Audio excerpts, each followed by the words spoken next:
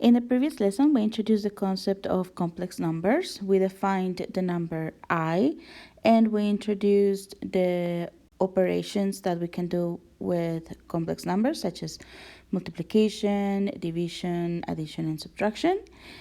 And also we defined the complex conjugate. This time, we are going to introduce two new concepts, and they are the modulus and the argument. We did talk a little bit about the modulus before, so we're going to expand in that discussion, and we're going to introduce the argument. Now, a complex number can be expressed as an ordered pair in the two-dimensional space where the horizontal coordinate is the real part of the number and the vertical one is the imaginary part of the number. So any number right here would have coordinates x, y, or I can also write it as x plus I, y, where x is the real part and y is the imaginary part. Now this number also has two other characteristics. The first one, from the origin, it is located at a distance r. This distance is what we're going to call the modulus. It is the distance from the origin to the number. Now, what is such distance? So we have that this coordinate or this distance is going to be x, and we also have that this distance is y. So we're building a right angle triangle. We can use Pythagoras theorem to say that the distance r, or the modulus, is going to be the square root of x squared plus y squared. Now we introduced additional notation for the modulus. We said we can use the same notation that we use for absolute value in real numbers. So we can also write the modulus with that absolute value notation, and we would express the modulus as the square root of the sum of the real and imaginary part being squared. Now, what is the argument? The argument is going to be another quantity that will help me locate that point in space based on the direction that I need to look to from the horizontal axis.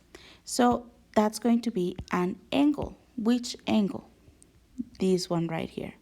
So I'm going to call this angle theta, where I'm going to define theta as the argument of z. Please notice that I'm using a small a for the word argument of z. This argument can be any value. It can go all the way from 0 all the way to infinity. So there is no bound. I can do one turn, or I can do 2 turns, 3 turns, it doesn't matter. I can go a million degrees. That is going to be what the argument is. So my number z can also be represented by the coordinate pairs r, theta. Now this coordinate pair is also unique, just like x and y are unique. So these are the polar coordinates of the number z. How do we write this number in polar coordinates? Well, we can use a little bit of trigonometry to do so. So from the triangle that we have, we can tell that the cosine of theta is going to be x divided by r, is always the adjacent divided by the hypotenuse.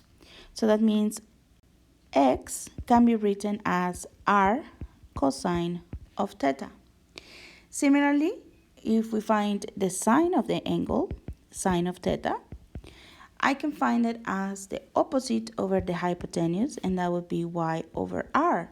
That means y can be written as r sine of theta.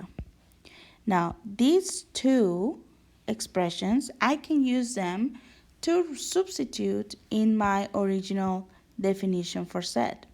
So that means that if z is equal to x plus iy, I can also say that Z is equal to R cosine of theta plus I sine of theta.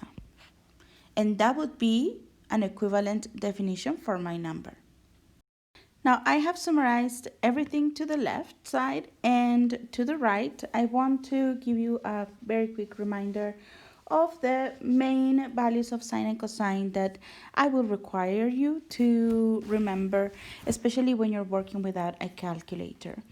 The values that you need to know are the values of sine and cosine for 0, 30, 45, 60, and 90 degrees. And with these angles, you should be able to get the values of sine and cosine for any angle that is a multiple of these, for example, 120 or 330. If you don't know how to do that, I will post a separate video explaining that.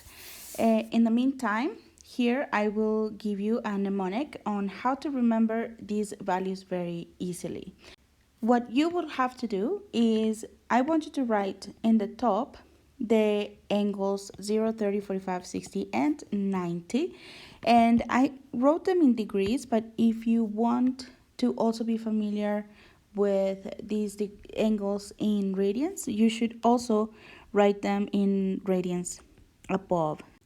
So you would have 0, pi by 6, pi by 4, pi by 3, pi by 2. And then in the next rows, and please do so in this order, one row for sine and one row for cosine. And what we're going to do is we're going to start by writing the numbers from 0 to 4, starting in sine. So 0, 1, 2, 3, and 4. And in the cosine, we're going to do it in reverse. So 4, 3, 2, 1, 0. Now, the next step in the mnemonic is we take the square root of everything. So square root of 0, square root of 1, square root of 2, square root of 3, square root of 4, square root of 4, square root of 3, square root of 2, and square root of 1 and of 0.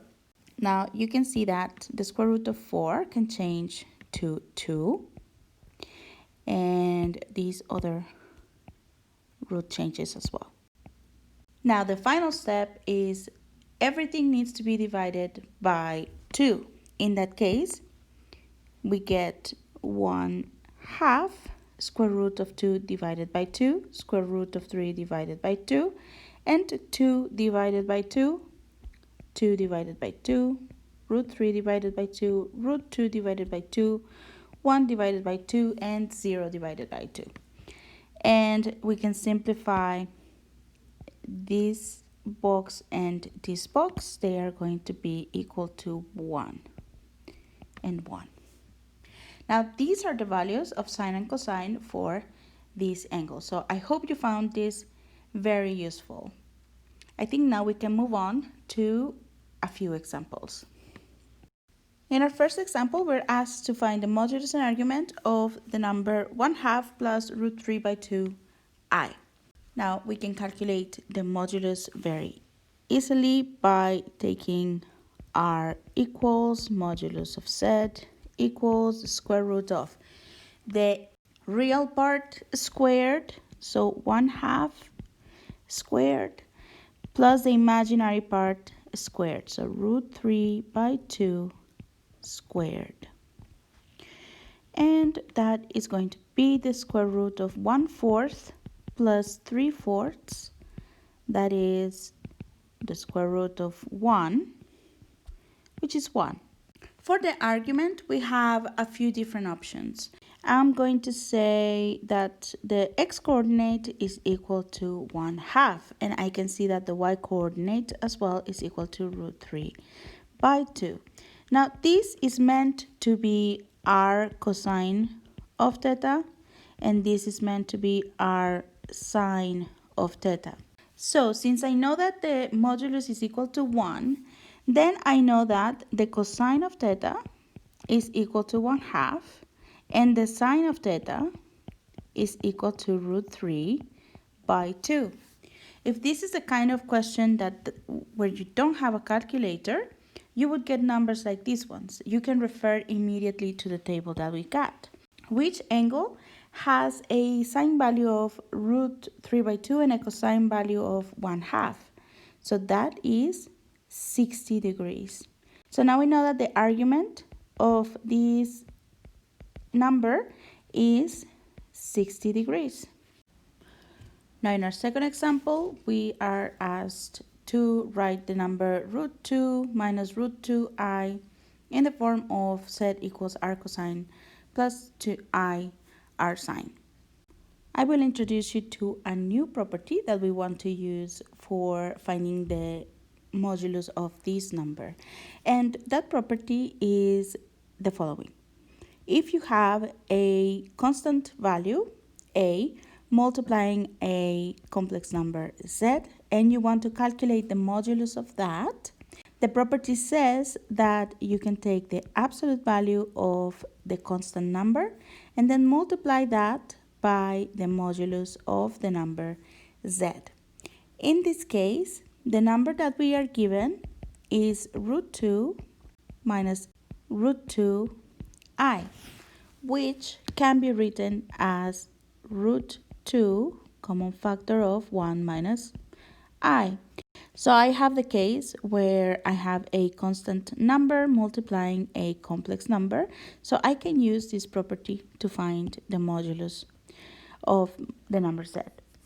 So the modulus of z is going to be the square root of 2 times the modulus of 1 minus I. And the modulus of 1 minus I is going to be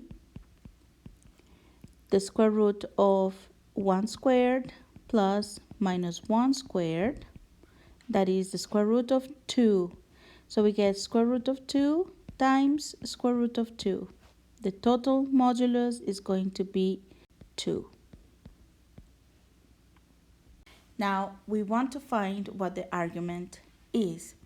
One thing that we can notice is that the imaginary part and the real part, they both have a similar value. The only difference is that the imaginary part is negative and the real part is positive. But because these two parts are related to the cosine and the sine of the argument, then we are looking at a value of an angle that has similar values for sine and cosine. And the only angle that has that is 45, where sine and cosine are equal. Now, these ones, again, are not equal. The imaginary part is negative, the real part is positive. So it's not 45. 45 is not the angle that we're looking for, but it's going to be a multiple of 45. And we need to figure out which multiple of 45. What I want to do is a small sketch of where my number falls in the two-dimensional space. So I have my real part and my imaginary part. And the number z is going to be root 2 and minus root 2.